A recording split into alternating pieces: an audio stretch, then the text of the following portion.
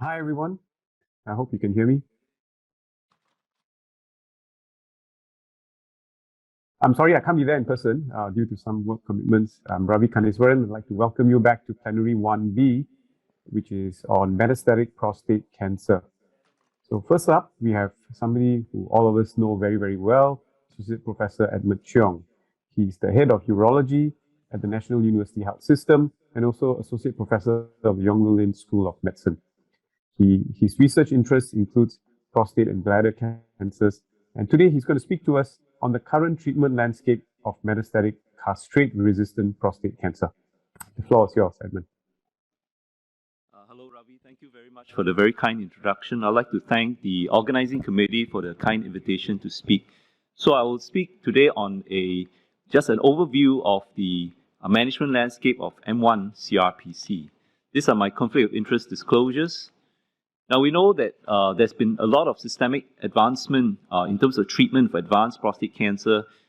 In the earlier years, from 2004 to 2014, there's been a whole host of treatment for MCRPC. And MCRPC refers to the time when patients go on ADT with castration and wait for MCRPC. We had docetaxel, we had sipuleucel-T, cabazitaxel, and the novel hormonal agents like abiraterone, enzalutamide, and radium-223.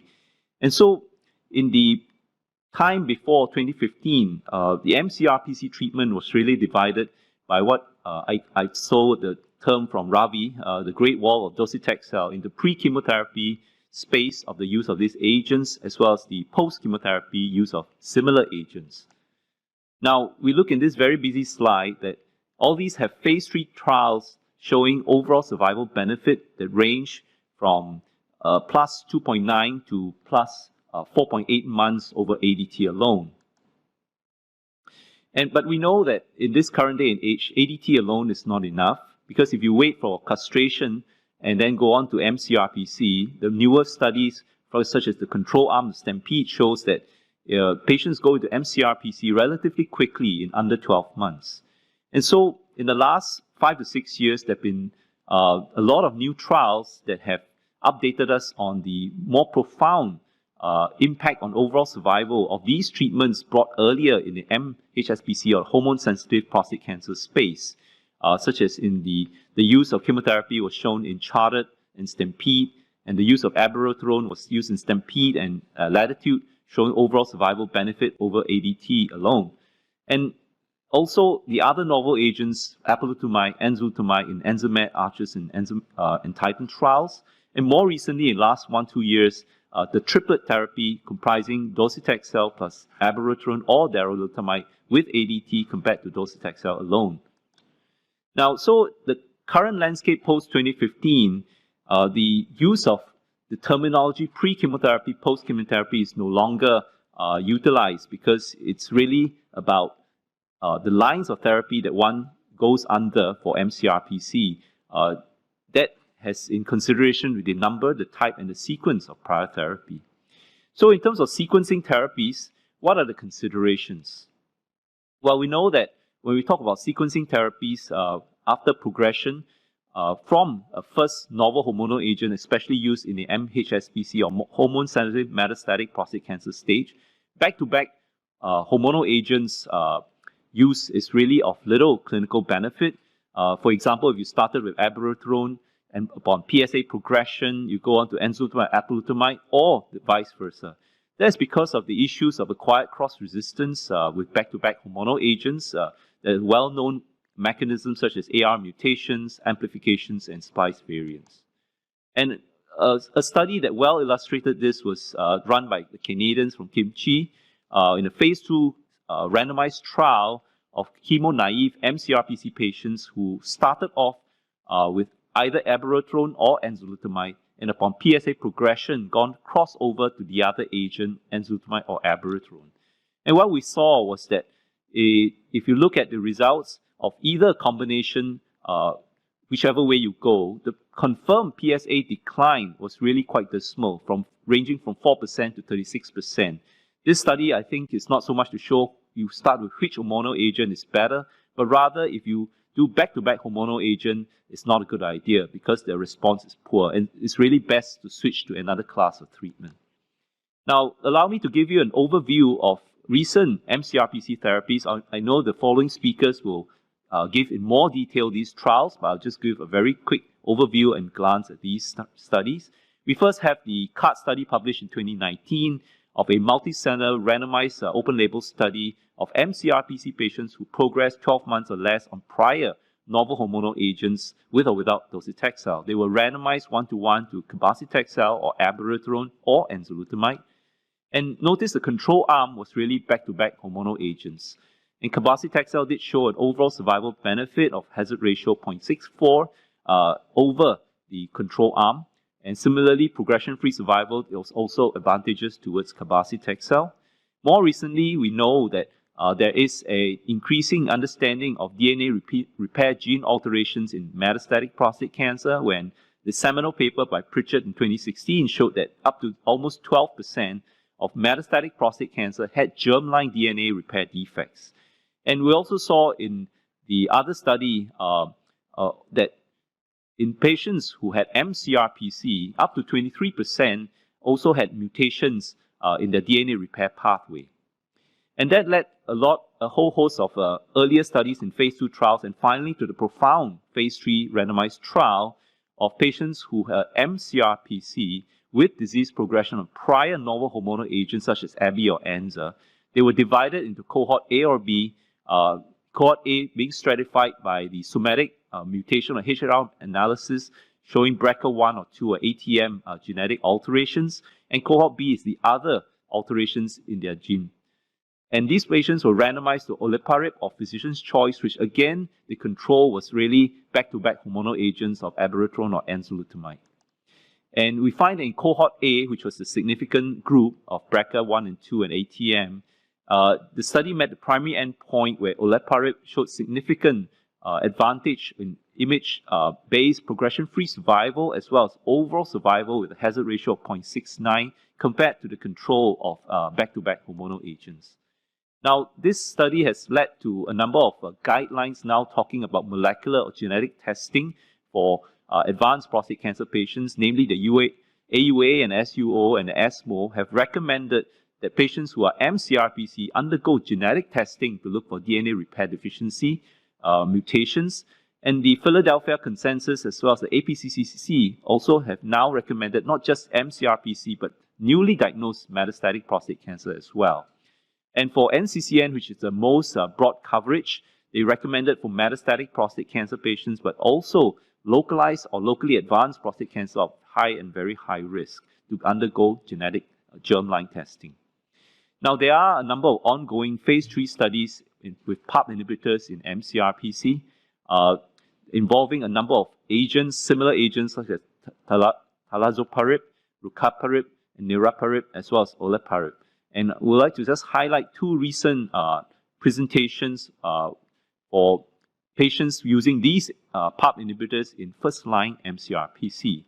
Now, the PROPEL study, which afterwards I'm sure Dr. Ravi will go through a bit more in detail, was a phase 3 randomized trial of first-line MCRPC patients who had no prior abiraterone exposure, although some of them were given docetaxel, the MHSPC stage. Now, they were randomized 1-to-1 to olaparib plus abiraterone versus abiraterone alone. Now, the important part about this trial was that this involved all comers, not just patients who were actually studied for HRR mutation status, but rather unstratified patients. The primary endpoint was met, which was presented recently at the ASCO GU 2022, to show a 39% reduction in progression or death for the combination arm versus abiraterone alone. In magnitude, which is a very similar trial, also a phase 3 trial, prospectively randomizing patients who are first-line MCRPC with, but the slight difference is that patients were allowed abiraterone, but they had to be less than 4 months into the treatment for MCRPC. And also the second difference to the PROPEL study was that this patient's cohort was stratified by whether they had HRR mutation positive or negative based on the somatic testing or blood DNA testing. And these patients were randomized to niraparib plus abiraterone versus abiraterone alone, similar to the PROPEL trial. And this study also met its primary endpoint of having a reduction in reduction in progression or death by 27% in the combination arm versus abiraterone alone. Now, importantly, both this trial, the PROPEL and MAGNITUDE, did not show overall survival yet, but they did show a trend towards overall survival benefit. Now, earlier this morning, we heard Professor Hoffman talk very nicely on the VISION trial, which is the use of lutetium PSMA, which is a very good phase 3 trial, which studied MCRPC patients who had previous exposure to novel hormonal agents and 1 or 2 lines of docetaxel. So really, it's in the third line setting, who were randomized to lutetium PSMA up to 4 cycles, increasable to 6, versus standard of care, which mainly involved, again, the back-to-back use of hormonal agents, novel hormonal agents. Now, this study did meet its primary endpoint of prolonging overall survival compared to standard of care treatment, as well as radiographic progression-free survival, which I believe later there's a talk that will go greater in detail, especially this trial therapy, which is a very unique trial of lutetium PSMA in MCRPC post-docetaxel with a rising PSA that were stratified to lutetium PSMA up to 6 cycles versus cabazitaxel up to 10 cycles. Now, this study was recently presented at the ASCO just a month ago that showed that lutetium PSMA did have an improved progression-free survival compared to cabazitaxel, but not surprisingly, there was no difference in OS. There are other advantages which I'll leave to Professor Hoffman to speak of later. Now, what about the role of immunotherapy? Now, pembrolizumab has been FDA approved for MCRPC patients since 2017, for patients who had microsatellite stability high, MSI high, or mismatch repair deficient tumors. Incidentally, MSI high is found in about 3% of MCRPC patients. And the phase 2 open label trial of pembrolizumab in Keynote 199 corroborated that use, where there were 3 cohorts, mainly in patients who had RECIST measurable PD-L1 positive or negative, as well as bone predominant disease. If you look at the waterfall plot, there was some patients who did have PSA responses, but these are really very early phase studies, and we would look forward to further studies, although the utility is not very high because the percentage of patients with MSI high in MCRPC is not great. Now, looking at Horizon, as heard earlier in the morning symposium, there's been tons of studies from the Peter McLaren group on the utility of lutetium PSMA in combination with other therapies. So we look forward to a lot of those trials. Another trial another agent that looks very interesting is the PSMA bispecific T-cell engager or BiTE immune therapy, which in the early trials, phase 1 trial, dose escalation study did suggest there was some good utility with good PSA decline. So we eagerly await later phase trials for this agent. And then there is the use of PI3-AKT inhibitor in the Ipotential 150 phase 3 study of the first-line MCRPC patients where the combination of ipatasertib plus abiraterone versus abiraterone alone in the P10 loss population did suggest there was some utility where the improvement in progression-free survival was seen in this combination versus abiraterone alone. So really, if you look at the prostate cancer landscape for MCRPC treatment in 2022, it's become very crowded with the utility of a number of agents earlier in the MHSPC space. So we now talk about looking at lines of therapy, whether they had treatment in MCSPC stage or whether they did not have treatment in MCSPC stage. And then, of course, second and third line really depends on what has been used before. But important considerations are those whether one had what kind of prior therapy was used, the performance status of the patients, the comorbidities of the patients, the symptoms, and now importantly, the genomics, the extent of metastatic disease, and not just the extent, but the type of metastatic disease, whether it's bone, soft tissue, or combination, patient preference, cost, logistics, and accessibility. So the NCCN, the latest guideline, tried to make sense of this by helping everyone stratify whether they had prior novel hormonal agents or not, or prior docetaxel or not. And they have some suggested, I adapted this from the NCCN, where they have preferred regimens, useful regimens in certain circumstances, and in the red, those that are still still require ongoing validations of overall survival benefit. So lastly, in MCRPC treatment landscape in 2022, there are some questions. There are more questions now with so many new treatments available. What are the implications on sequencing in MCRPC when multiple intensified therapies have been used up front, especially in MHSPC stage? For example, the triplet therapy now, all the agents have been used. What do we do next? And then, of course, there's the combination in Propel and Magnitude, which we'll hear from Ravi in a short while. The question, of course, is what to offer next. So I'm sorry to leave you in a little bit of confusion because it's not so simple after all this treatment intensification. So, ladies and gentlemen, in summary, MCRPC is a complex cancer stage with marked patient and tumor heterogeneity. Several lines of treatment are available, which we're very excited because there's just so many treatments available with overall survival benefit. And these include novel hormonal agents, taxane chemotherapy, radium-223, PARP inhibitors, lutetium PSMA, immune checkpoint inhibitors, and of course, as we heard earlier today, combination therapies are being investigated galore. So treatment selection do need to include not just the clinical criteria anymore, but prior lines of treatment, patient characteristics, genomics, and these are also affected by patient preference, access, and affordability.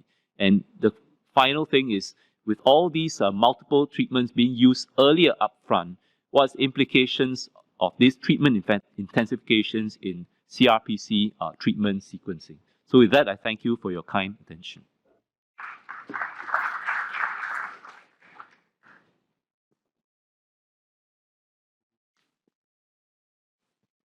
Any questions before we go on to the next speaker?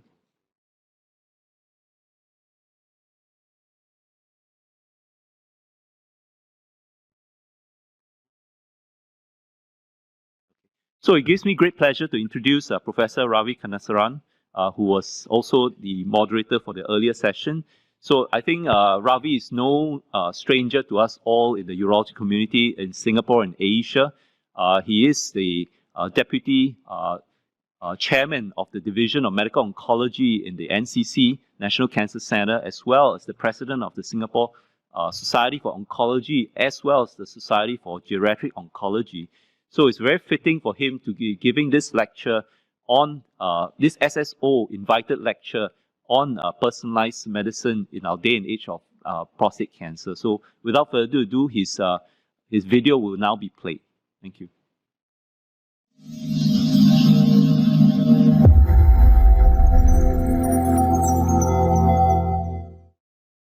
Hi, I'm Ravi Kanasaran. I'm a medical oncologist at the National Cancer Center, Singapore. And I would like to thank the organizers of UROFAIR for this kind invitation to talk to you today on this topic titled, Is it Prime Time for Personalized Medicine in Advanced Prostate Cancer? These are my disclosures. So what is personalized medicine or precision medicine? In the era before we had precision medicine, patients were given a particular therapy. We know some patients would benefit, for example, chemotherapy, while other patients would not. And we were not able to select patients who would not benefit from the therapy, who not only will not get benefit from the drug, but will also suffer from adverse effects. Now, in the era of personalized medicine, we have now identified targets after doing genomic tests, looking at patients' DNA, looking for particular mutations or alterations, and we are now able to tailor therapy that would target that particular biomarker. As such, we would spare patients who do not harbor those biomarkers unnecessary therapy and unnecessary toxicity. Today's talk, I would include a discussion on the role of molecular testing in prostate cancer, clinical trials that look at particular molecular aberrations and drugs that can target those alterations or aberrations. I will then talk about guidelines and what they say with regards to personalized medicine. And finally, answer the question, is personalized medicine prime time in advanced prostate cancer management? Molecular testing is becoming routine practice in prostate cancer. The ongoing clinical research have helped provide insight into the molecular landscape of prostate cancer which I will discuss in greater depth shortly. This growing evidence has brought in an era of personalized medicine, and increasingly, these molecular tests are able to provide targets for biomarker-driven therapies that are being developed at the same time as well.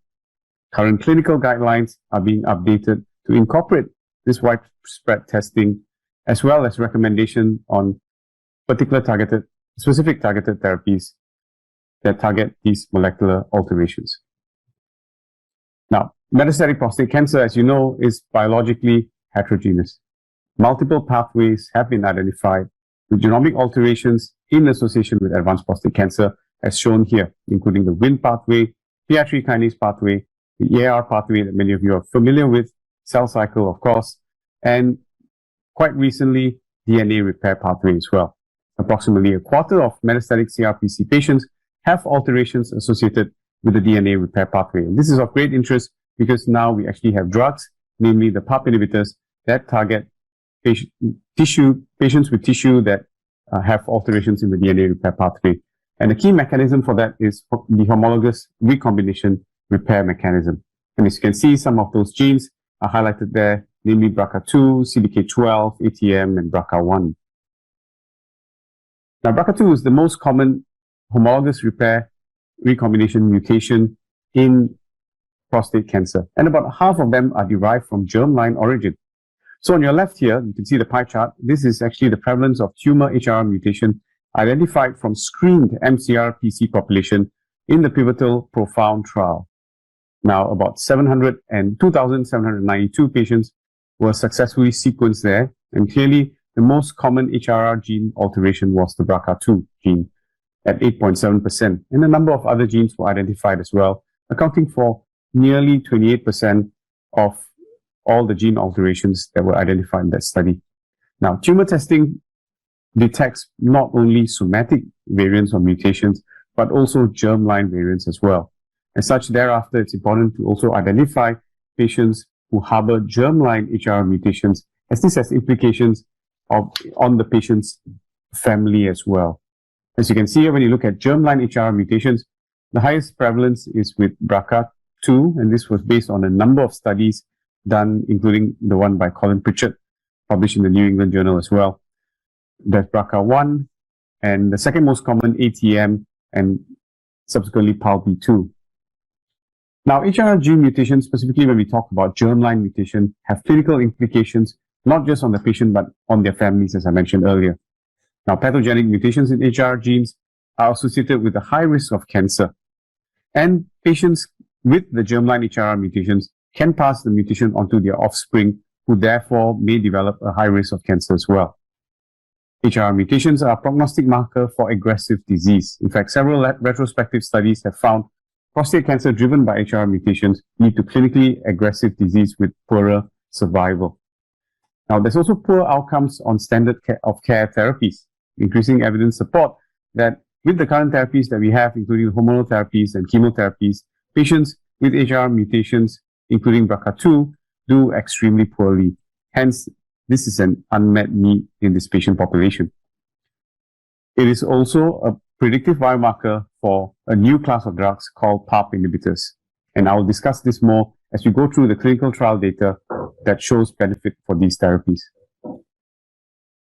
Firstly, I'll start with the pivotal PROfound study. So this was presented at ESMO 2019, which is nearly 3 years ago, where patients with metastatic castrate-resistant prostate cancer were randomized to receive either olaparib or physician's choice. Prior to that, they were randomized into two groups.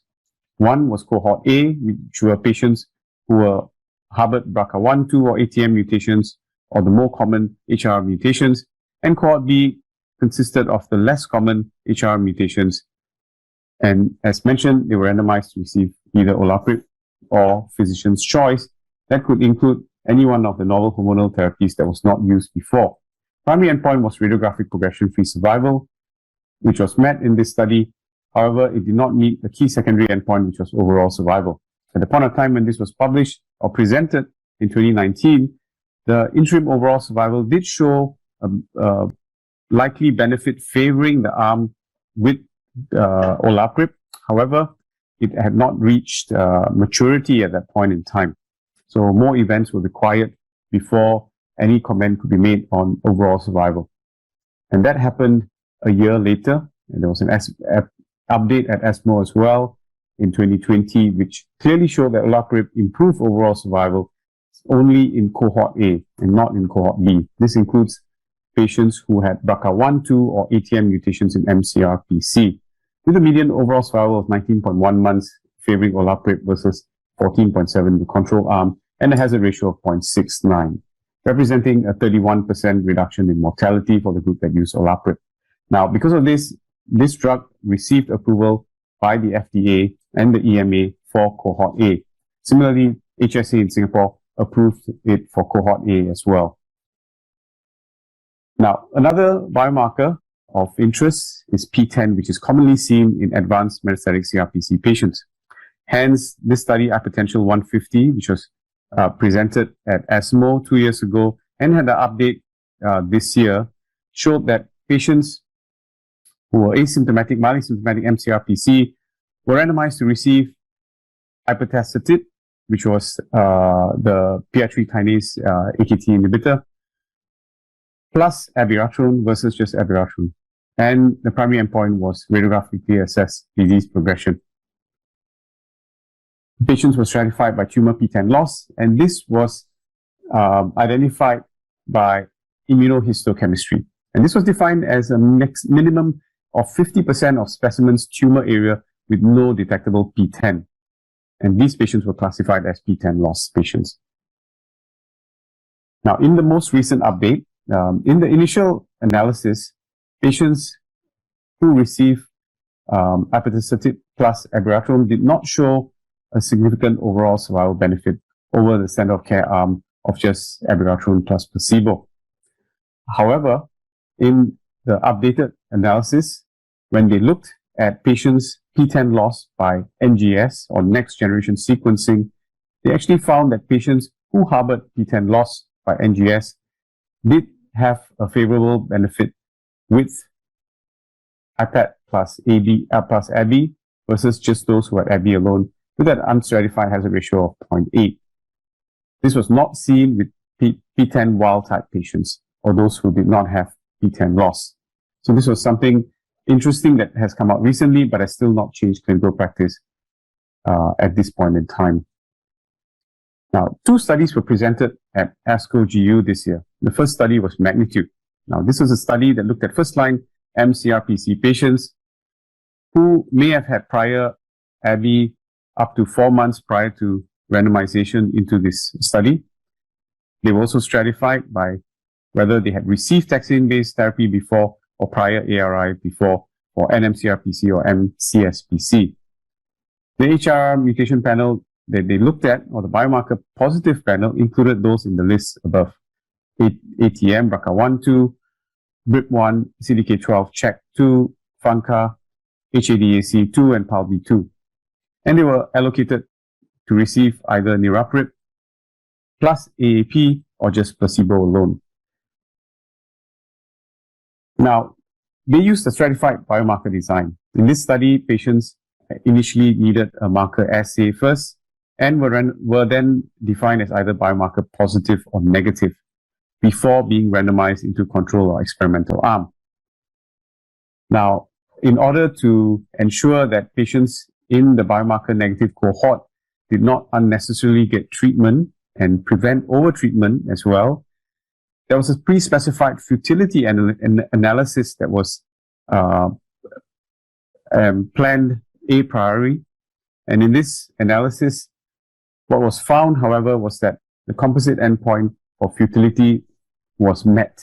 As such, those who were HRR biomarker negative did not actually benefit from niraparib plus AAP and did just as well as their counterparts with placebo plus AAP. In fact, what did happen to them was they took on more grade 3/4 toxicity, and as such, the IDMC recommended stopping enrollment in this cohort, which left patients only with the cohort who were HRR biomarker positive. And in that positive, the radiographic progression-free survival was met. And this was presented at ASCO GU this year, as I mentioned. However, overall survival was not mature at this point in time. Another study that kind of threw a spanner in the works was the PROPEL study. This was a global randomized double-blinded phase 3 study looking at first-line mCRPC. Patients in this study were allowed to have chemotherapy in the mHSPC stage, but no prior abiraterone, so slightly different from the earlier study. Other NHs were allowed only if they were stopped more than 12 months prior to enrollment. And there were very few of us such patients in this study. Hence, most patients in the study did not receive anything other than chemotherapy in mHSPC, which is quite uncommon nowadays, especially in Singapore, where treatment intensification is the norm for most of these patients. Hence, this data may not really apply to many patients across the globe who have had NHT or novel hormonal therapies in mCSPC. So in this study, patients were randomized to receive olaparib plus abiraterone, so a different PARP inhibitor from magnitude. And the primary endpoint was radiographic progression-free survival, which it met. However, overall survival has not matured yet, so it's not met the key secondary endpoint. As you can see here, it met its primary endpoint of radiographic progression-free survival with a median rPFS of 27.6 months versus 16.4 months for placebo plus Abi. And this was unusual because these patients were not defined by biomarker positivity. So this was all comers. Some were biomarker positive and some were biomarker negative.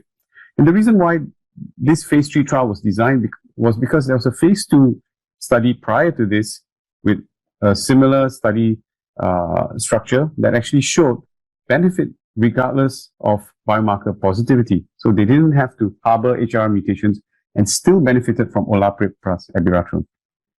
What we did expect was that patients on the combination of olaparib plus abiraterone did have worse toxicities, as shown here. Specifically, toxicities related to olaparib, as you can see by the increased risk of anemia, fatigue, nausea and diarrhea or GI symptoms. Interestingly as well, one key toxicity that came out was pulmonary embolism. It was more commonly reported in patients with olaparib plus Abi. And however, what the authors did mention was these findings were incidental on CT scans and did not lead to discontinuation of olaparib or Abi because these patients were not symptomatic. Now, when we put those studies side by side, they're very different patient populations. So on one side, we have PROPEL, where HRR mutation was not tested. And amongst those that were tested, about a third of them harbored HRR positivity or biomarker positive. While for the magnitude study, very early on, the biomarker negative group was found to be met the pre-specified futility endpoint, and they only proceeded with enrolling patients into a biomarker positive group. Of course, in that group, everyone was HRR positive. Now, when we look at rPFS, there was a benefit in both studies, in the biomarker positive group for magnitude, and also for all comers in PROPEL that was statistically significant. However, both these trials have not reported overall survival benefit yet, as there were insufficient number of events and we'll be waiting for data to mature.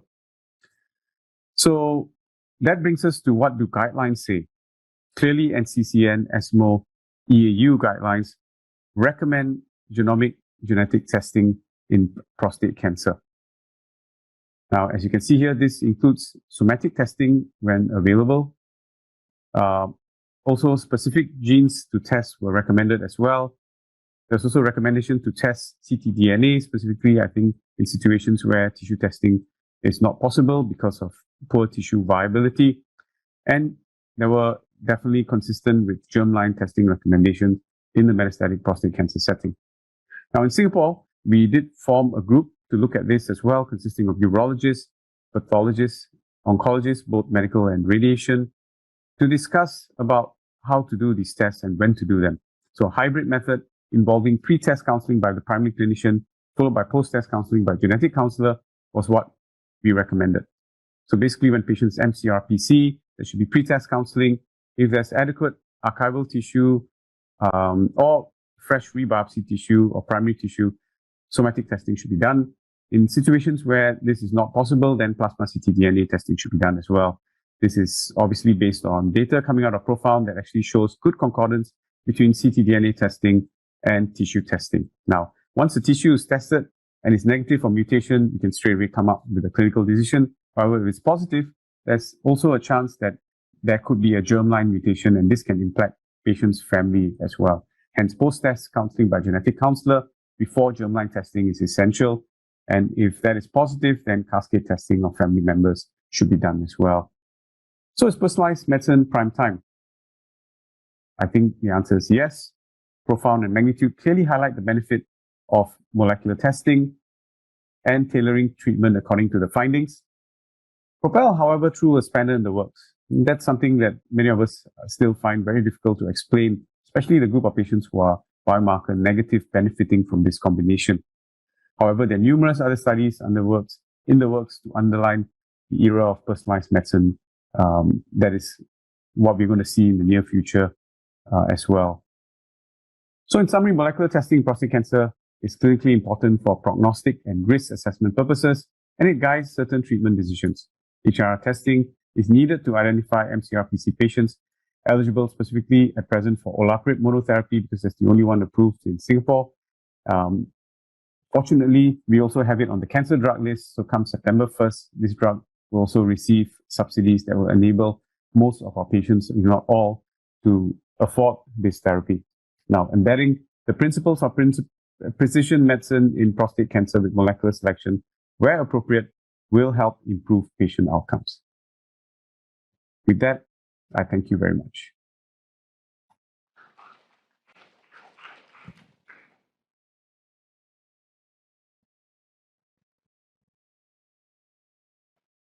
Thank you, Ravi. Ravi is currently not available for Q&A, so we're going to move on to the next talk. So it's my great pleasure to introduce Professor Michael Hoffman. I think Professor Michael Hoffman really needs no introduction because he's been introduced many times over today from this morning. Okay, sorry, it's your time.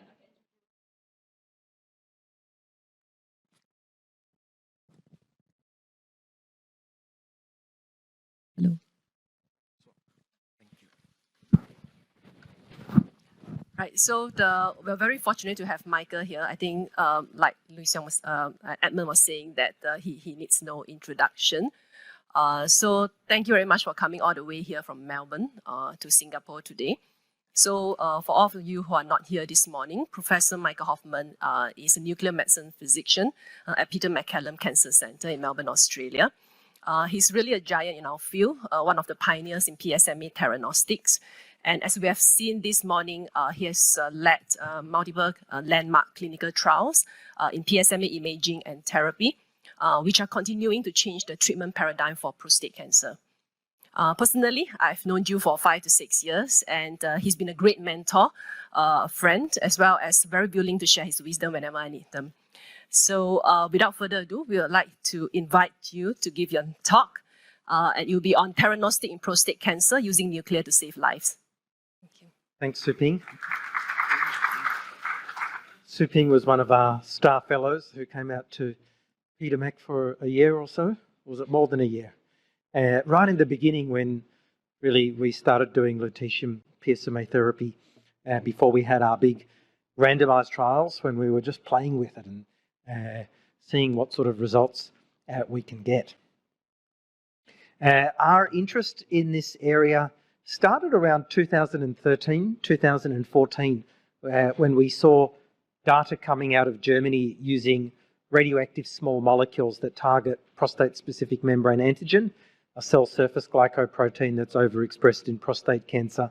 And we weren't new to this idea of theranostics, imaging with gallium and treating with lutetium, because we had a very large neuroendocrine tumor program using gallium dotatate and lutetium dotatate since 2005 for treating neuroendocrine tumors. So we had the technology and the expertise, both radiochemistry and all the equipment needed to treat in terms of shielded rooms. So we transitioned across very quickly when we saw this really promising data coming out of Germany.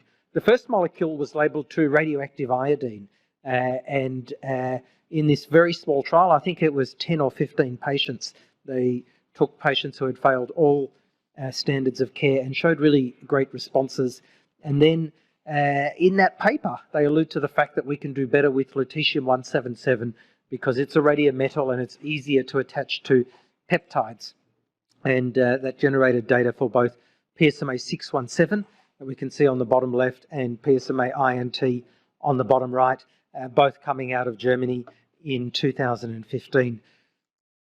At our centre at Peter Mac, we conducted the first prospective trial. We took 50 men who had progressed after docetaxel and abiraterone enzalutamide, and we treated them initially with up to 4 cycles of lutetium PSMA-617, and we saw unprecedented responses with a PSA reduction of 50% or more in 64% of men. And this data really led to a lot of industry interest, purchase of the intellectual property by Endocyte and subsequently AAA Novartis. We produced this nice image of the 8 best responders, showing us the PSMA PET scans before and after treatment. It highlights how beautiful PSMA PET is for imaging prostate cancer. And I think in the last talk on personalised medicine, what I'd like to add is that personalised medicine or precision oncology is not just about genetic biomarkers, but here we have a beautiful imaging biomarker. And this is a form of precision oncology because we didn't treat all the men in this trial. We did PSMA PET scanning first, and we added FDG as well, which I'll show you, and we only treated selected men. This picture was actually included in our Lancet Oncology manuscript, and the editors asked us to remove it. They said we were cherry-picking papers, cherry-picking patients, and they didn't like this. And it highlights the different ways nuclear medicine physicians and oncologists look at this data set, because the Society of Nuclear Medicine in the US loved this image and awarded it the Image of the Year 2018. And it was subsequently published in our follow-up article in Journal of Nuclear Medicine. Around the time this trial had just started, we were really aware that a single centre phase 2 trial would not change global practice. So we looked at doing a randomised trial, and actually when around 7 patients had been recruited, we were already seeing some pretty incredible responses, and we applied for this grant opportunity from the Prostate Cancer Foundation of Australia and the ANZUP Cancer Trials Group to run a randomised controlled trial. And this led to the therapy trial published in The Lancet last year, a 200-patient phase 2 study randomising men to either lutetium PSMA-617 or carbazitaxel chemotherapy. We took a similar group of men post-docetaxel, post-enzalutamide or abiraterone. We chose a very active control arm, carbazitaxel. This is the results of the CARD trial, comparing carbazitaxel to crossover androgen signalling inhibitor, showing a survival improvement and also improvements of quality of life. You can see carbazitaxel versus Abienza, pain relief 45% compared to 19%. So really a very active treatment. So we were setting ourselves a pretty high bar.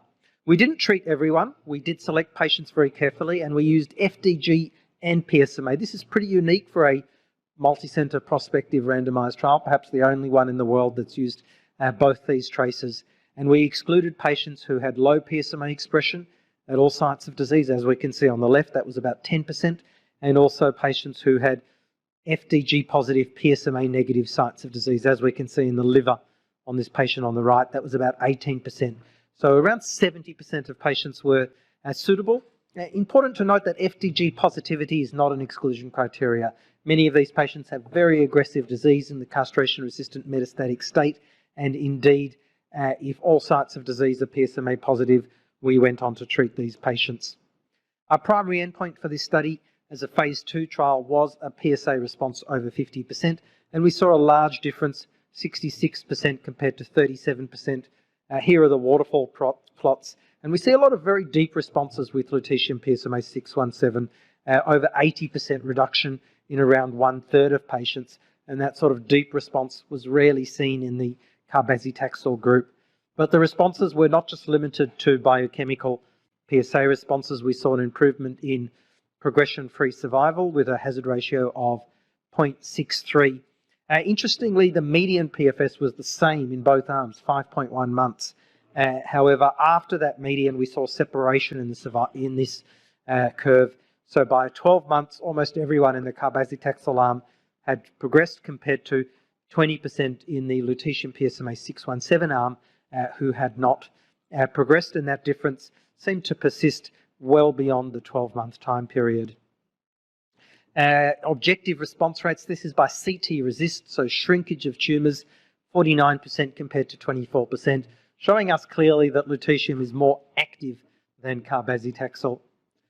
Only a few weeks ago, we reported the 3-year follow-up of the therapy trial at the ASCO meeting, and we did not show an improvement in overall survival. Hazard ratio 0.97, 19.1 months compared to 19.6 months. This is limited because this was an open-label study, and after randomisation to carbazitaxel, actually 15% of the patients withdrew their consent. They didn't want carbazitaxel. It highlights patient preference. Patients wanted lutetium, but they did not want chemotherapy. In the lutetium arm, we had 0 patient withdrawals. In the carbazitaxel arm, 15%. As an intention to treat analysis, anyone randomised to a particular arm is analysed as if they had that treatment. And in fact, many patients that withdrew then went on to have lutetium. And also post-protocol, many of you will know lutetium PSMA is available in Australia. So even patients who were randomised to carbazitaxel and completed treatment when they progressed, 20% accessed lutetium. So we're really analysing the addition of lutetium to the treatment armamentarium, and therefore it's difficult to show a survival benefit. However, even if we're conservative and we accept that there's no difference in survival between these two treatments, we still see a huge benefit for lutetium PSMA 617 in terms of less adverse events, and that translates to improved patient-reported outcomes. On the left is a deterioration-free survival, which is a parameter which is the time to a 10-point decrease in your overall quality of life as reported by patients, progression, death or treatment discontinuation. So a really patient-relevant endpoint, and we see a big difference in these survival curves from the beginning, really separating over time. And when we look at individual patient symptoms, symptoms such as fatigue, diarrhea, skin rash, hair loss, altered taste, diarrhea, many others, strongly favouring lutetium PSMA 617 with a large difference. So in a way, I have a castration-sensitive analogy, which is when abiraterone and enzalutamide came along, replacing docetaxel. The first studies in monotherapy comparing the two did not show that enzalutamide or abiraterone improved survival compared to docetaxel, but patients' quality of life and adverse effects were much less. And this is definitely a phenomenon we see in this setting. It's also easier to administer. This is given every 6 weeks compared to carbazitaxel given every 3 weeks. No episodes of febrile neutropenia in the therapy trial in the lutetium arm, so less hospital admissions. We also reported the outcomes of the patients that we screened out. So they met all the inclusion criteria of the therapy trial, but failed because of the FDG PSMA phenotype, and we see their survival in red, and it was significantly inferior. So the overall conclusion of the therapy trial is that it supports the use of lutetium PSMA 617 over carbazitaxel on the basis of improved efficacy, improved quality of life, and decreased adverse events. We now have 2 randomised controlled trials of lutetium PSMA 617, the therapy trial that we've just discussed, and also the very important phase 3 vision trial sponsored by Endocyte and subsequently Novartis, an over 800 patient study randomised to lutetium PSMA 617 in combination with standard of care compared to standard of care alone. This is in a similar population, but 1 step later than the therapy study, because around 40 to 50% of these patients had progressed after carbazitaxel. The standard of care in this study was protocol defined, and it excluded chemotherapy, immunotherapy, radium or other investigational products. It did meet its primary endpoint of overall survival, 15 months compared to 11 months, hazard ratio 0.62. It was much more active. We saw complete responses in 9% with lutetium that occurred in 0% in the control arm, and partial response of 42% compared to 3%. So really much higher tumour shrinkage with lutetium compared to standard of care. They also showed some improvements of quality of life. Here's the FACT-P score, and also pain intensity. This one's very profound, median of 14 months compared to 3 months, a hazard ratio of 0.45. So your time to worsening of pain much shorter if you don't have lutetium PSMA 617. We are interested in improving this therapy because vision and therapy show average survivals in the 15 to 18 months, which is a sort of maybe 3 to 4 months improvement on what we had before. But we want to do better than that. So how can we do better? And we wrote this review article to review mechanisms where we might be able to achieve that. One method is simply to select patients better. And we've centrally collected all the PSMA and FDG PETs from the therapy trial, and then we contour all the tumours. We did this as part of the actual study, and then we can get the average intensity of PSMA uptake or the volume of disease on FDG. And roughly 30% of patients, according to a predefined threshold, had very high PSMA expression. We use an SUV mean above 10 to denote that, and 30% had a high volume of disease on FDG, defined by a volume over 200 mils. And with regards to PSMA intensity, no matter what your intensity was in the therapy study, everyone did better with lutetium compared to cabazitaxel. But if you were in the group of very high PSMA expressors, you had a much larger likelihood of responding, an odds ratio of 12 in the high PSMA expressors compared to an odds ratio of 2 in the lower PSMA expressors. And this defines PSMA PET as a pretty definitive prognostic and predictive biomarker. So if you were in the high PSMA expression group and you were randomized to lutetium PSMA, your PSA 50% response rate was 91%, which is pretty profound. So a very good predictive biomarker. At ASCO, the other oral presentation in the GU oncology session was the predictive and prognostic biomarkers from the therapy study, and they find similar findings. This is the overall survival by SUV mean. And in the SUV mean over 9.9, which is pretty much 10, the overall survival was 21 months compared to 14.5 months in those with lower PSMA expression. So it's very clear that PSMA PET is a very good predictive prognostic biomarker.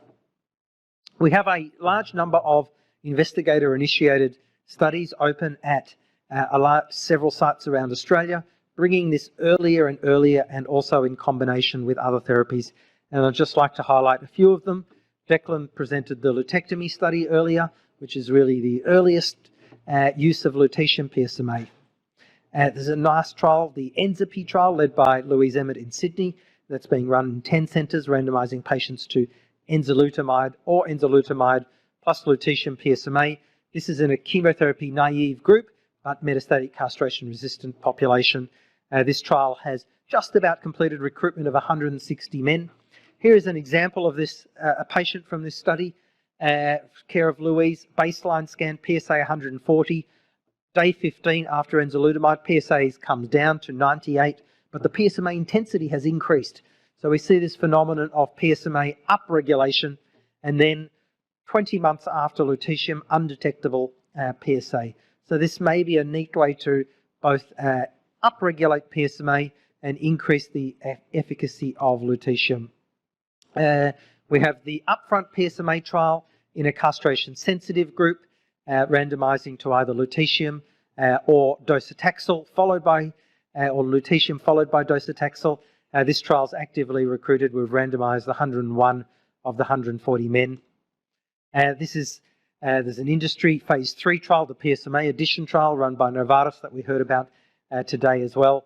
Over 1,000 patient trial, randomizing to standard of care or standard of care in combination with lutetium PSMA 617.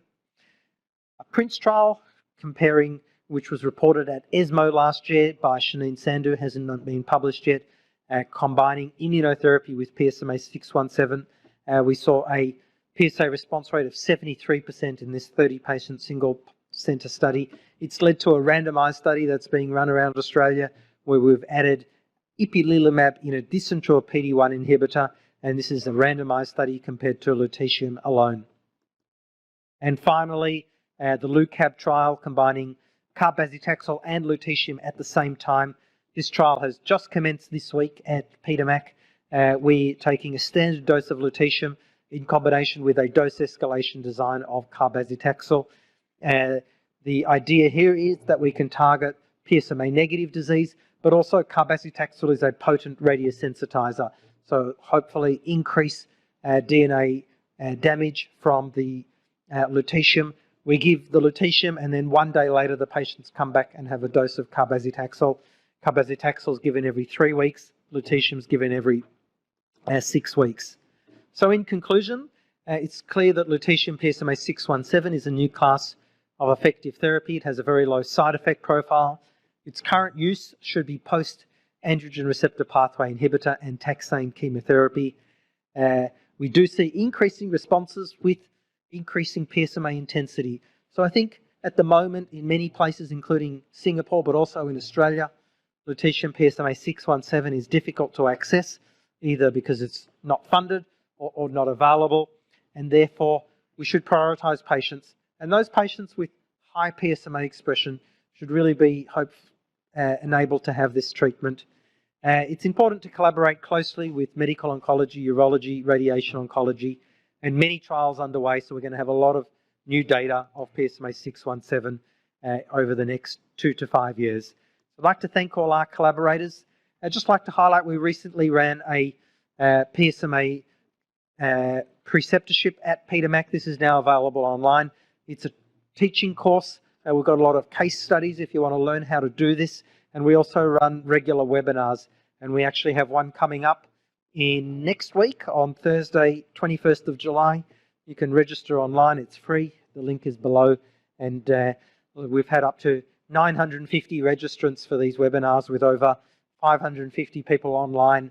And it's very interactive. We have a few short talks by some key opinion leaders, and then a lot of questions and answers and deep dives into tricky questions. So this is really good fun. The time zone might not quite work for Singapore, but please register and you can tune in afterwards. Once you register, you'll get a link for the recorded session. So please join us next week. Thank you so much. Okay, thanks, Michael. Thanks very much for bringing us through all the developments of PSMA theranostic. So now we've come to the Q&A. Do we have any question for Michael? Maybe I'll kickstart one myself. So in Singapore over the last few years, we have been treating over 100 patients, and we've seen a variety of treatment response. And all these patients have high PSMA expression.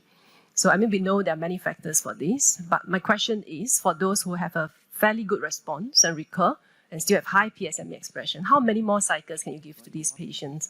Because we do have patients which is essentially on a maintenance mode on treatment, and once you stop treatment, the disease will just progress. Yeah, it's a great question. So in the vision trial and the therapy trial, it was up to 6 cycles, 6 weeks apart. And what we see is that the limitation of this treatment is durability of response. We do see some, probably 1/3 of patients that have pretty amazing responses. They sometimes don't even need 6 cycles. PSA can come down, in the extreme responders to undetectable. And some of those responses are quite durable, 6 months, even as long as 12 to 18 months. Then roughly 1/3 of patients have good responses, but they're not durable. Within a few months, maybe even 2 months of finishing therapy, PSA is rising again. If we repeat the PSMA PET in those patients, they've still got high PSMA expression. And then roughly 1/3 of patients just don't have great responses. Despite giving 6 weekly cycles, by cycle 3 or 4, we're already getting resistance and PSA rise. So it's that middle group where you kind of finish treatment and the patient's going to progress, or the first exceptional responding group where you pause treatment or you finish a course and then they recur. Should we retreat with lutetium PSMA 617? And our practice has been to do that. And what we generally do is give another 2 cycles of lutetium PSMA and see what's happening, perhaps pause, and then continue that strategy. And we've given up to 12 cycles of lutetium PSMA in quite a few patients now. And by 12 cycles, we're seeing that most patients have developed resistance to the treatment, either progression with PSMA positive disease, but no response to further treatment, or progression with PSMA negative sites of disease. But 12 cycles of treatment is quite a lot. We're not really limited by toxicity, that's our experience. So we're never stopping treatment because of side effects. We're stopping treatment because of disease progression. I think an important aspect is knowing when to stop and when to try other treatment options, because you do have cabazitaxel, olaparib, immunotherapy clinical trials, and you should work very closely with your medical oncology and urology colleagues managing these patients to know when to stop, because if you don't try other treatments, you may miss the boat and patients will just succumb to prostate cancer. So we're quite mindful to keep all those other treatment options in reserve. And this is not replacing anything. Even in the therapy study, patients randomized to lutetium PSMA who progressed, a large portion of those patients accessed cabazitaxel afterwards. So it's important to use all these treatment options. This is really an additional treatment option. But at the moment, FDA approval is up to 6 cycles, but I think we're going to see evidence in the future that we can use well more than that. Okay, thank you, Michael. Any other question? Hi, Michael. I want to ask you, in your experience, do you see patients with so-called PSA flare after 1 or even 2 cycles and that eventually respond? And when do you decide to, just stop? Like we had some patients, we think that they're progressing after 2 cycles and we just stop the treatment. Yeah, I don't think PSA flare is a phenomenon after lutetium therapy. Sometimes in patients with very rapidly rising PSA kinetics, let's say a doubling time of less than 1 to 2 months, you don't see a turnaround instantly. So PSA continues to rise following cycle 1. The doubling time may slow from 1 month. If you graph it, it's now 3 months. So it's sort of plateauing up, and that can take sort of by second cycle to sort of turn around and dive down. So I don't think it's a flare. I think it's just that disease is progressing so quickly. It takes a little bit of time to get control. In my experience, however, those patients don't do as well. Patients who have really good responses to lutetium, you see a rapid decline in PSA, usually at the same trajectory to which it was rising. So if you graph it, if it was rising at 1 month, you see a drop in the same trajectory, a de-escalation, de-doubling time of 1 month, and they're the patients that do really well and have durable responses. Our practice is to do post-therapy imaging with SPECT-CT after every cycle of treatment. We did that in the therapy trial. It was not done in the vision trial. This is really helpful because you can correlate what the PSA with the images, and often you will see, even in patients responding, sometimes new lesions on the SPECT-CT at cycle 2 and cycle 3. And unfortunately, those patients, they don't do exceptionally well. And that's good to know, because it's not like they're not benefiting. Often those patients will get a lot of symptom relief, particularly if they had pain. Their pain goes away, the patient stopped their opiate analgesics. But if you've got new lesions appearing, you know that probably by cycle 3 or 4, the treatment's going to stop working. It allows you to plan, well, what am I going to do next? What are the other treatment options? What's the game plan here? And I think our practice is really to individualise it. If the patient's clinically benefiting, you may give a few more cycles, even in the setting of a PSA rise, but then know when to stop. Okay, any other questions? Okay, if not, we would like to give a very big thank you again to Michael for coming all the way here, sharing your expertise with us. Thank you.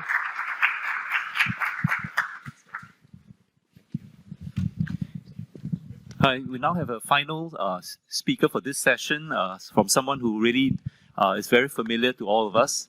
We now have Associate Professor John Yuan, who is the Head and Senior Consultant of the Department of Urology at Singapore General Hospital.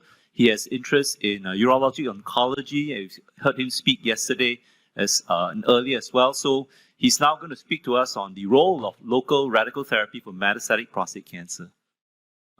Thanks, Edmund.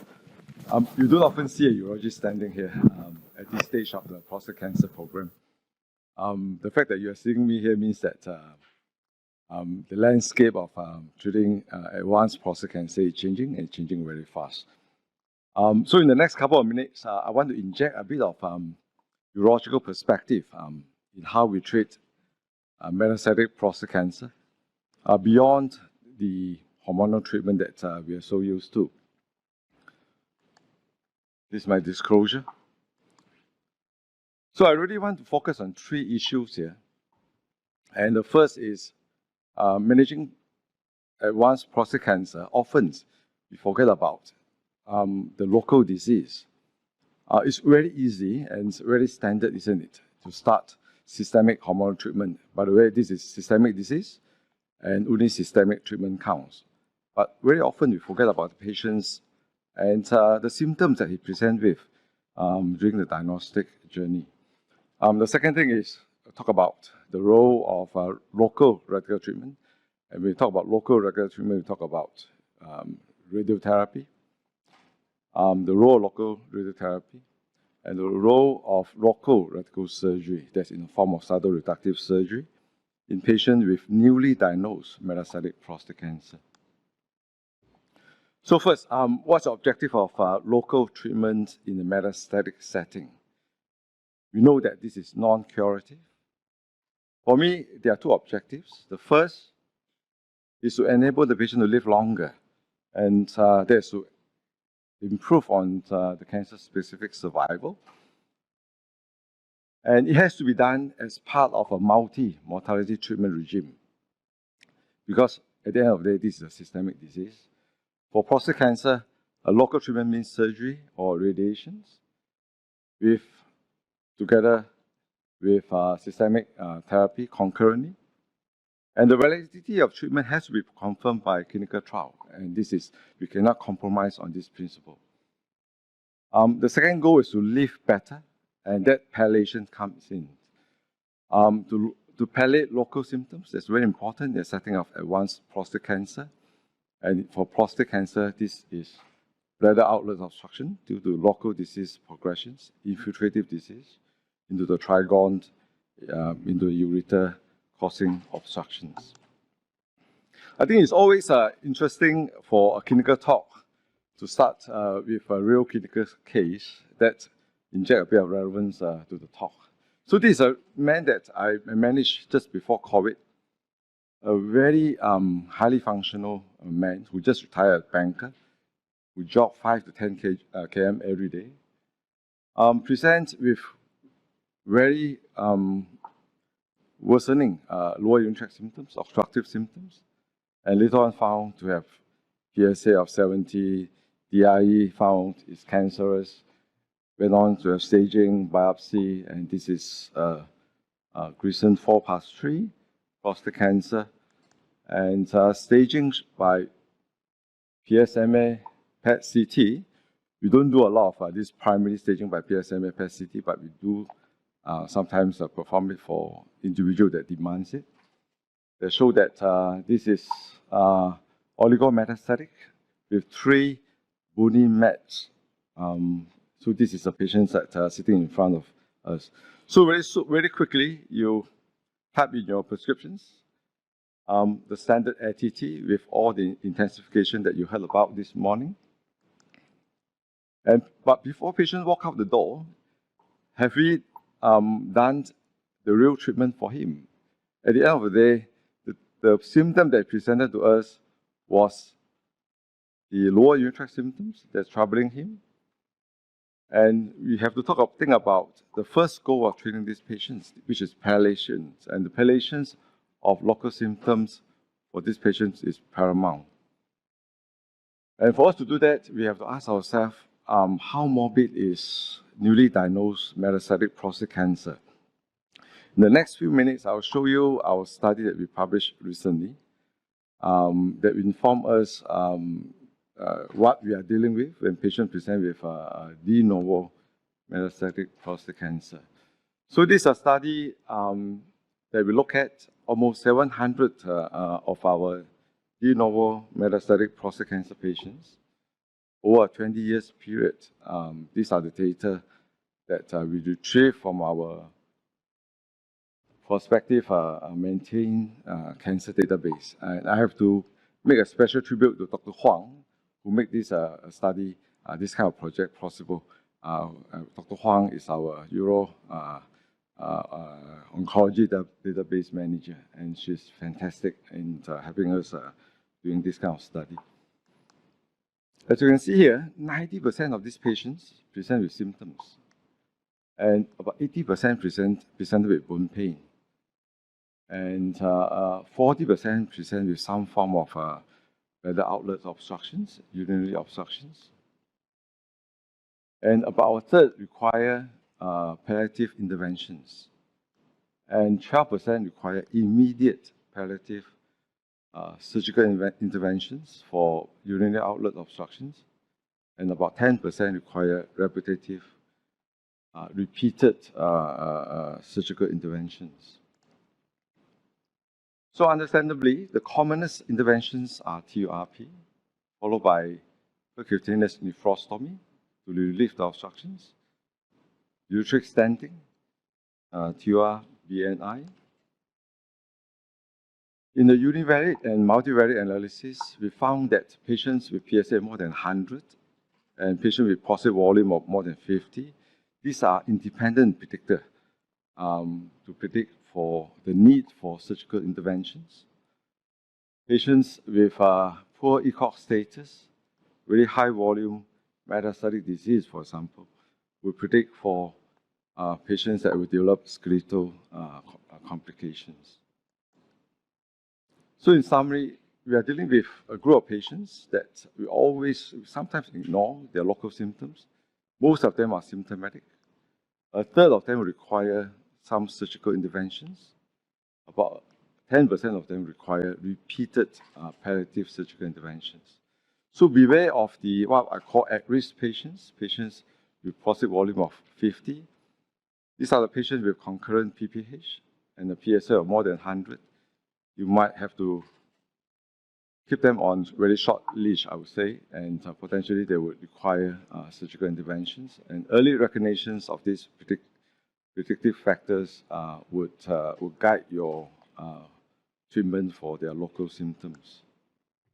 So this would be a patient that I would say typically an at-risk patient. It's very symptomatic. It's almost a case of impending urinary retentions. Quite a large prostate.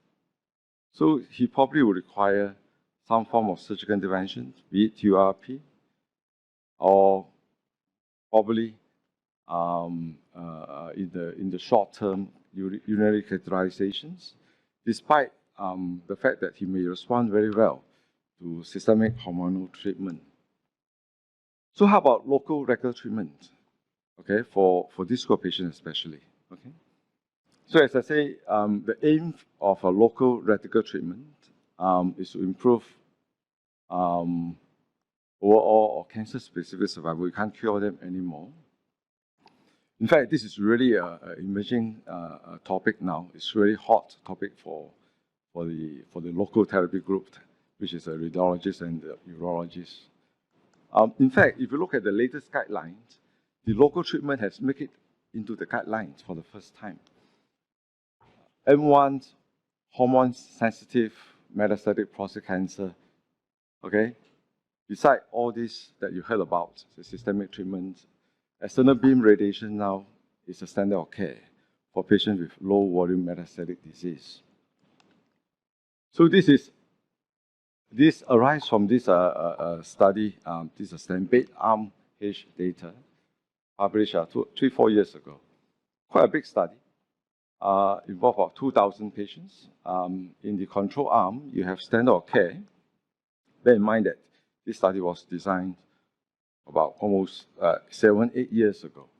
So standard of care has been changing, and they also evolved the standard of care from the end of 2015 onwards.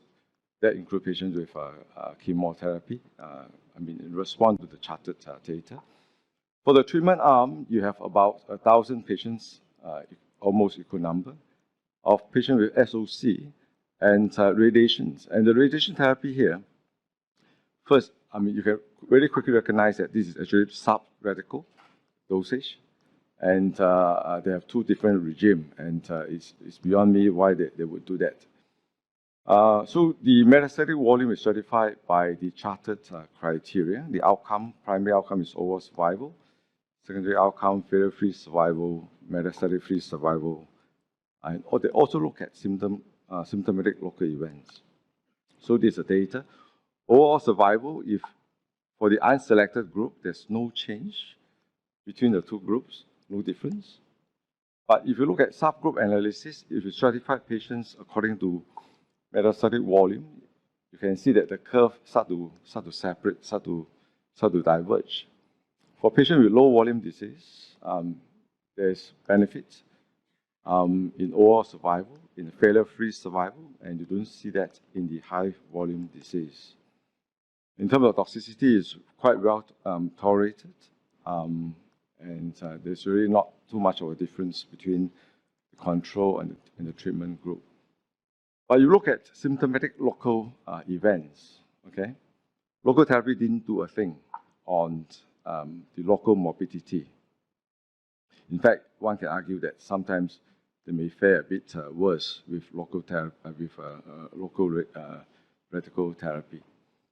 So these patients, as you can see here, before and after treatment, about 1/5 of these patients will have some form of interventions for local control and local palliations. So in summary, this is quite a landmark trial that established the role of external beam for patients with low volume metastatic prostate cancer.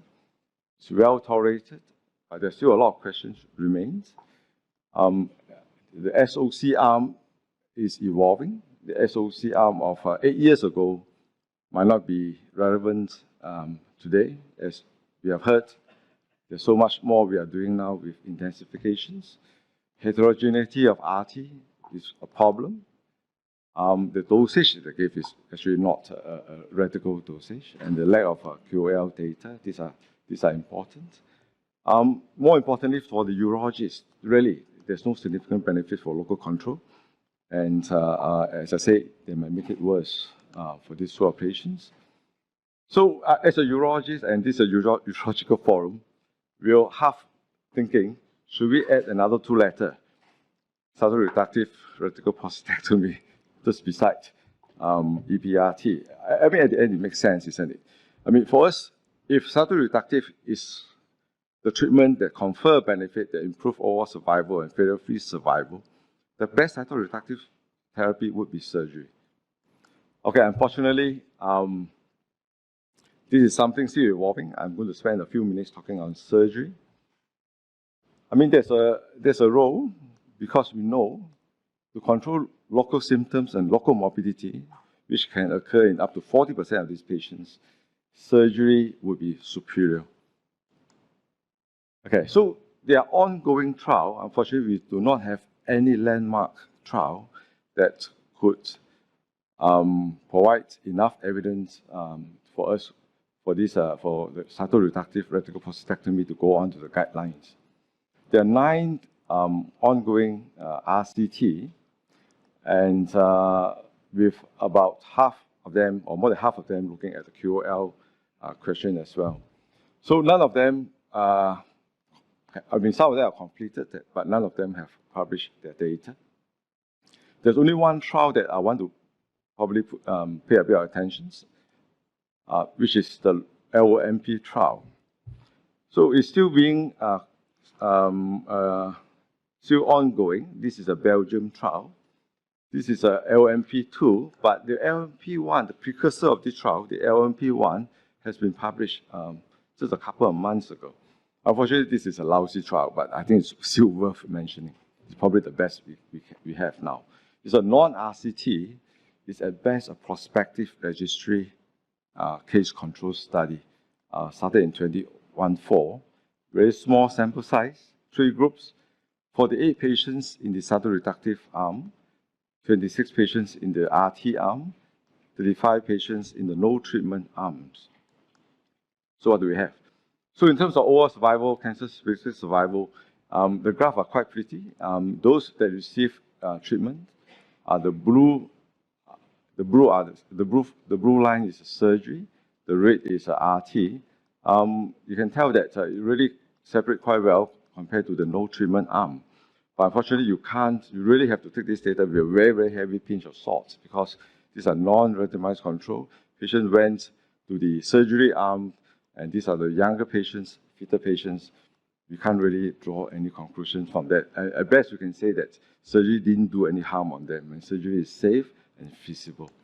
But if you look at local event, I think I keep harping on this because I think this is important. You look at local events, you have no treatment, you have about 40% local morbidity, which is quite consistent with our data. If you give them RT, you have a third of them is about quite comparable with local symptoms that require surgery interventions. But if you have surgery in this group, more than half the morbidity compared to the other two arms. So this is just a summary chart looking at the local morbidity associated with newly diagnosed metastatic prostate cancer. For the HSPC group, based on the data from the published data, if you have surgery, none of them have local morbidity that require interventions. The other group, at least 20 to 30%. In the more advanced group, the CRPC group, you're talking about 35 to 45%. Almost half of these patients will have some form of local morbidity that require interventions. Surgery, single digit, less than 5%. So there's no head-to-head data, so this is just something that I constructed. This is why I think the pros and cons of radiations versus cytoreductive radical prostatectomy in this space. So the plus for radiotherapy is we have the so-called level 1 data. It's in the guidelines. It's non-invasive, quite well tolerated in terms of toxicity. There's additional benefits of radiotherapy. Potentially, you have an indirect benefit of the Escobar effect. I don't know much about this, but it's in the textbook. The minus points about radiotherapy is the level 1 data. I would think that it's not really a premium level 1 data. It's still open to a lot of questions. The radiation regime is uncertain at the moment. Some people can get 55, some people can get 60. So it's subradical doses they are getting, and it's not that clear-cut what kind of treatment that really would bring the maximum benefit for radiations.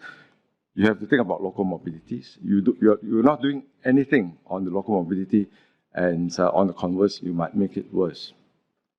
For CRP, the minus points is we have no data. The best, we have case control, retrospective data. But we have feasibility study data that show that this is feasible. Phase 1 study that has been published, that's the LOMP data and the SIMCAP data that has been published. And you do not have this Escobar effect for surgery. But surgery, we know. If you want to do cytoreductive treatment, this is the best form of cytoreductive treatment is by surgery. We have well-designed ongoing RCT, and surgery is by the MIS technique, by robotic technique, is well established, it's safe, and major complications are very rare now with a robotic ILRP, and that gives you excellent local control. That's important for treating patients with advanced cancer. So let's come back to these patients. This is my last slide before I summarize. So this is a patient someone that you do not prescribe ADT and intensification regime and walk away. This is a patient who will keep coming back to haunt you if you forget about their local symptoms. And whether these are patients that you will consider for cytoreductive radical prostatectomy, at the moment, there's no recommendations. But if you ask me, what are the best or the ideal patients for cytoreductive radical prostatectomy in a clinical trial setting? This would be what I think the selection criteria. There should be low volume disease. They should have excellent PSA response to systemic treatment. These are all criteria that we extrapolate from the Stampede paper for RT. The organ can be completely resected. That means that the disease are organ confined, but in a metastatic setting. patients have obstructive symptoms. These are the at-risk patients. The at-risk patients are patients with prostate volume of more than 50 and PSA of more than 100, according to our data. And this patient must be willing to enroll into a clinical trial. Okay, so in conclusions, morbidities associated with de novo metastatic prostate cancer are common and debilitating. So prostate volume of more than 50, PSA of more than 100, these are the at-risk patients. You really have to watch them very carefully. The role of local treatment to the primary tumor, radiotherapy is on the guidelines. There's level 1 evidence, but please be very wary of the at-risk group that may get into trouble with local symptoms, local morbidity due to local disease progression, despite the response to ATT. The role of cytoreductive surgery, 9 RCT ongoing, we probably won't know until about 3-4 years later. It offers excellent local disease control, but really it should only be offered or conducted in a clinical trial setting. With that, thank you very much for your attention.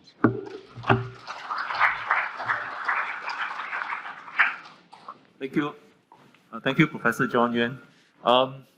I think in the interest of time, the organizers have advised that we are going to stop the session here and not take any questions. So we'll be moving on to the lunch symposium. Thank you for your kind participation.